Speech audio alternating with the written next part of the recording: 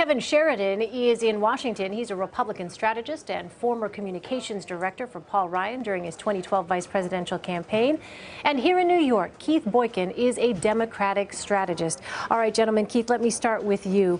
Donald Trump gave his clearest indication yet that he would not pursue charges against Hillary Clinton, telling the Times, "I think it would be very, very divisive for this country."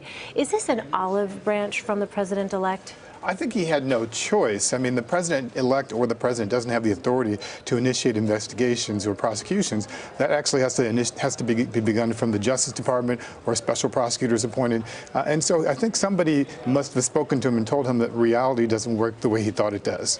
All right, Kevin, let me ask you.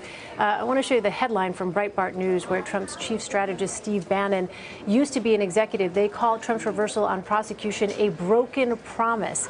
Is Donald Trump alienating his backers, and does it even matter at this point?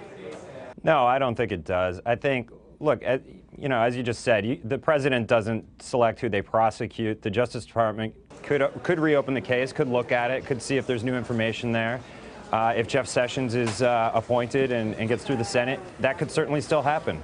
But no, I don't think he's got broad latitude to do what he wants anyway, when Donald Trump does when he's in office, because I don't think, despite that headline from Breitbart, I don't think his core supporters are going anywhere. I think they're pretty happy that he's in office and he has the latitude to do what he wants, including you know, his pursuit of Hillary Clinton or his campaign rhetoric about that. So I think he's fine.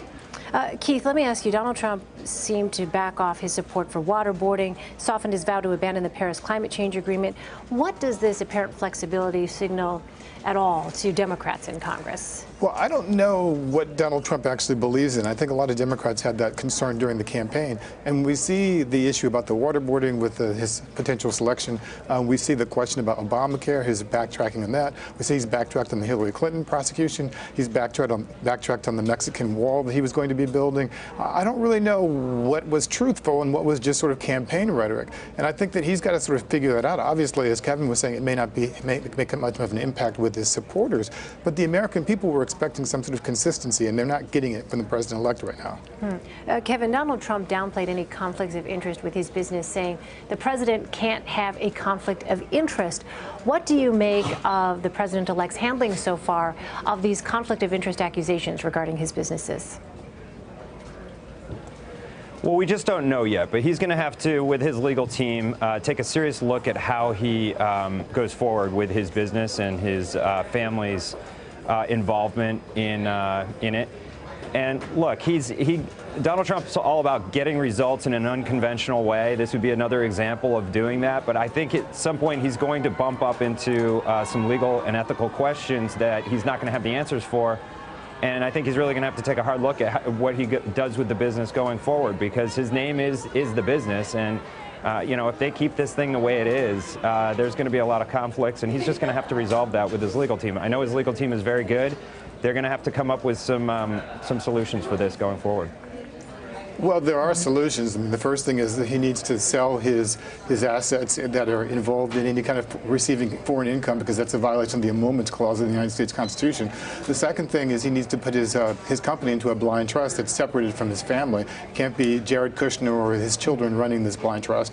And thirdly, he needs to release his tax returns so the American people will have full disclosure and transparency about what his international connections may be. Without doing those three things, he's going to be continually subject to criticism and suspicion from the American public. Well, yeah, Kevin, what about some of those things that Keith just mentioned? I mean, what do you think realistically the possibility is here of either the tax returns or, you know, the blind trust being completely separate from the family? I mean, we've obviously seen Ivanka Trump, we've seen Jared Kushner be very central to Donald Trump so far with the campaign, and now there's talk of Jared Kushner having a role in the White House. What do you make of that? Donald Trump has achieved the absolute pinnacle of what anyone could ever set out to do. It dwarfs what he did in the business world, which was pretty impressive, building a real estate empire. I think he's got to think about whether or not he does unwind it in some way from, you know, sell it to somebody, maybe really, you know, disassociate himself with it in some real way. I don't know that that's going to happen. We haven't seen any indication that that's how he's thinking yet, but they may get there when they start looking at what the legal consequences of it are, because he does not want to have this cloud hanging over his head throughout his presidency, because he wants to get results, he wants to get things done, he wants to go down in history. He's now up there with, presidents and the great men of our country. It's no longer about his business. It's about the country, and he should really take a hard look at that. Yeah, a lot of open questions right now. Keith Boykin and Kevin Sheridan, gentlemen, thank you both. Thank you.